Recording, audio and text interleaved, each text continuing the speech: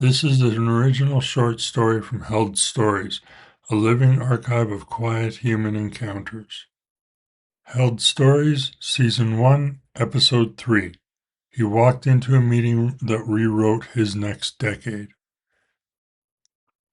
He made his way to the office on an uncommonly warm and windy day, greeted people as they passed, smiled at the women with strollers. Greg ruffled his light coat to prevent it from sticking to his skin due to moisture. A man held the door open for him. Greg smiles and enters the coffee shop. While waiting in line, he dug into his pocket for the ever-elusive phone. After extracting it, he flipped it open and started scanning his texts. Pretty mundane. Shelley was looking for her cat. Cassandra wanted to buy a new chest for the foot of her bed. And Martin was wondering about beer and pizza on Saturday. Until one caught his eye. Greg, my office, when you return. It is important. This one came from Donald, his boss. Nothing was ever important to him, at least not so important that it warrants a text. Donald always knew his staff would return to the office sooner or later. Greg replied, just at the coffee shop, about 20 minutes away. He watched the screen with anticipation. A small glimmer of hope filled his eyes. Donald would give him some hint as to why the strange message. A new message appeared from Donald. My door is closed. Just walk on through. Hope was replaced with a foreboding feeling. He was their top, smooth performer. They wouldn't replace him. It was exactly opposite to what he had hoped to receive. No options filled his mind. Instead, he focused on the task at hand. Ordered a brewed coffee instead of espresso to save time, fixed it with milk, and nearly ran out the door. He made it to the 20th floor of his building in record time. The elevators were all but empty, so he was able to grab one swiftly. On the way to Donald's office, his vision turned into a mild fishbowl. The door, seemingly farther away, approached more rapidly than before. The hum, people who mulled about, the low tones of conversation, everyone ignoring Greg as he passed. Near his boss's door, he took one last deep breath. Upon opening the door and walking through, the fishbowl effect stopped and his vision returned to normal. Hi, boss. What can I do for you? Take a seat, son, Donald replied. Whiskey? No, thanks. I have a meeting with VRT this afternoon. That's what I wanted to talk to you about, Greg. Donald still stood, only now he looked out the window of his corner office. My mother died. He wiped a tear from his eye. Suddenly, for which I'm grateful. But my wife suggested we move home to help with the arrangements. Apparently my father took it hard. He wiped a tear from his eye again. What would you do in these circumstances knowing you're leaving your dream job behind? Greg knew his boss for over 15 years, worked for him off and on, saw his ascent to this position, remembered the night out Donald paid for when he signed the contract. The explanation his boss gave of how the room smelled, the paper and ink smelled, and then how he offered Greg his current role. I know what your parents mean to you, Donald. He paused, long enough for Donald to know it was his turn. Good answer, Greg. That's why I went to bat for you. Welcome to your new office, if you accept the role. Greg's throat sunk. New role? I wanted you to replace me someday. I made sure your history over the past 15 years or so was right in line for that. You still have some rough edges to smooth out, but I can help here or there. Still looking out the window, Donald took a sip of whiskey. I'm not sure. The contract is drafted.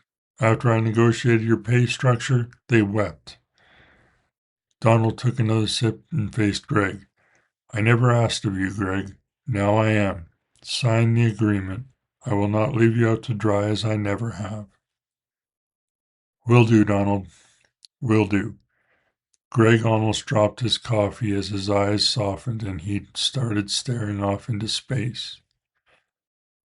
What seemed like minutes passed as hours. Greg wasn't sure, but the sound of Donald's voice snapped him back to reality. They are waiting for us in the boardroom. They? Everyone. C-suite, legal, your new PA, personal assistant.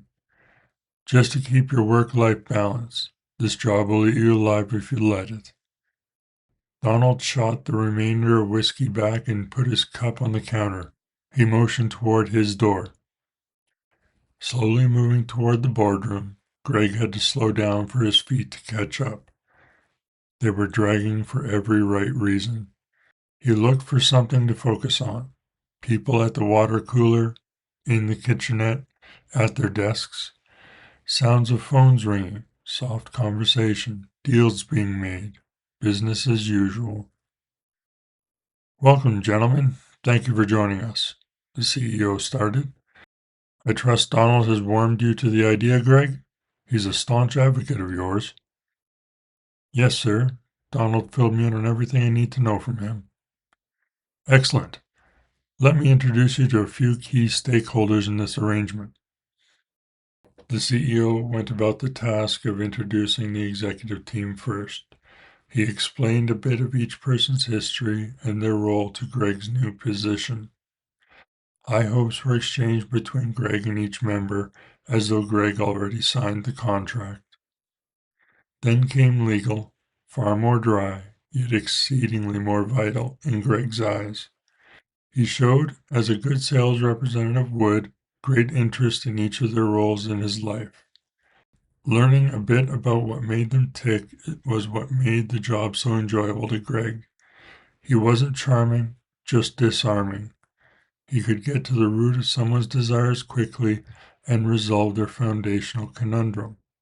Finally, Marianne, his personal assistant.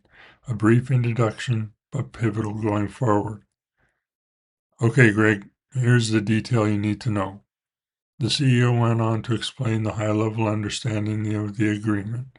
They explained this would be treated as Greg's first management role. The remuneration was substantial, as you would think.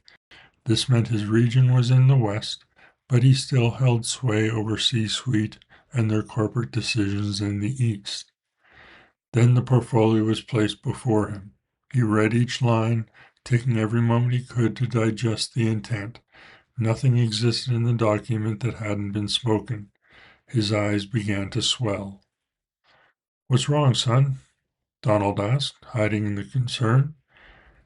I'm not sure. This came on quick. The CEO began by understanding Greg's apparent shock, explaining what it was like for him and Donald when they began with the company, on to a lengthy explanation of Greg's history, personality archetype, and personal life as they saw him. They explained how this tied into what the corporation said it stood for, not as closely as Donald, but still worthy of being considered. Greg looked up at the line of people across from him and then at Donald. Thoughts of immediacy surfaced within. How much time do I have to consider this? 1 month, the CFO explained. By then, an answer should be easy. In the interim, Bridget here will take over for Donald. I leave tonight, Greg, Donald said with a firm smile. Only when a deal was on the line did Greg find himself considering the money associated with it. Never for him, but for the company. This contract opened the door to understanding his company better than he thought it would. He had never thought the company was so fluid. I will consider it. Good. We hope you do, a counselor said. Donald was firm you were right man for the job. We now see why. Heart is required, backed by skill. We saw the skill in your history. Only now do we see the heart. Thank you, everyone. I'll be in touch when I have a decision. There were handshakes all around. The executives wished Greg and Donald all the best. With that, Greg went on to VRT. Then his Friday came to a close. He joined friends for drinks that night, but didn't enjoy much. Waking the next day, he made sure to complete his domestics. Sundays were reserved for preparing for the week. The portfolio opened several times, compensation reviewed, benefits, support, staffing numbers, travel. Bridget introduced herself in the ceremonial Monday meeting as the chief marketing officer from New York, explained how Donald had to leave without warning, and they were currently searching for his replacement. Her head hung low as she recalled a suitable candidate would be difficult to find. Everyone agreed in unison, some sharing they wished Donald well. Greg went on about his day, sure to keep the offer a secret. The odd glance at Greg happened, some slightly glared, others concerned for him. He could accept the position, and then politics would play a larger role in his life. This meant people would open up less, his disarming nature being more aggravating. But his ability to read people has never been realized by any but management, especially Donald. So he had that going for him. Monday wasn't as busy as the rest of his week, only one meeting out of the office. He booked meeting rooms every so often to escape the bustle of the main room. Donald always shared with him what life was like on the other side of that fence. Now Greg understood why. Priming him for the day he would have a true managerial role, director was as far as he ever imagined going. After that, you were something else entirely. Still, he couldn't think in such terms. Once returning to his desk, he decided to give the agreement the best opportunity it could have. He phoned an old friend of his, business counsel, to ask for his advice. Buy me dinner on Thursday, bring the offer, and I'll talk about what it means to me, Reggie said. Thanks, Reggie. See you then. The week turned out to be a busy one for him. Monday and Tuesday turned into days where he booked Wednesday and Thursday solid with meetings. Thursday came and went quickly, almost exhausting, but he knew dinner that night required his full attention. Okay, Greg, everything's in order. This is a fantastic arrangement for you. I would sign it if it were me, but what are you thinking? I'm not ready. A, when will you be? B, that's a perfect time to know you should sign it. Greg chuckled. Point made, Reggie. They cheered the agreement and clinked their glasses of scotch together. The night proceeded much as it would for sales to keep up appearances for legal counsel. The drive home was easy for the taxi. Traffic was light.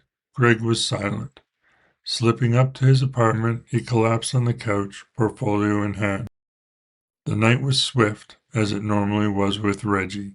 Answers were given in the form of questions. Questions were given in direct statements. Reggie's advice rang true. Bridget, I'm ready to sign the agreement. Friday morning, 1 hour before the office woke up, Greg was smiling in Donald's old corner office. That's fantastic. Do you have a lawyer in mind to support you with signing it?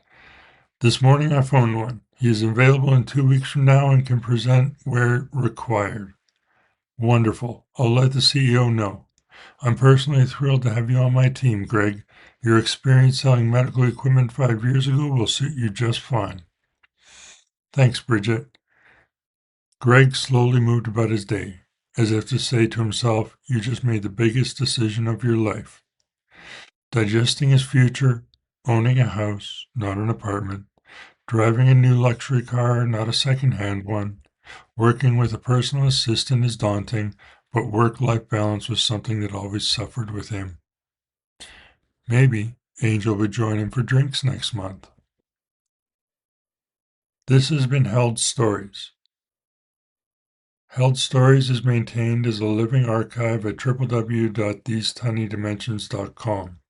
Editions will be made available as they are prepared for those who wish to retain them and support their preservation.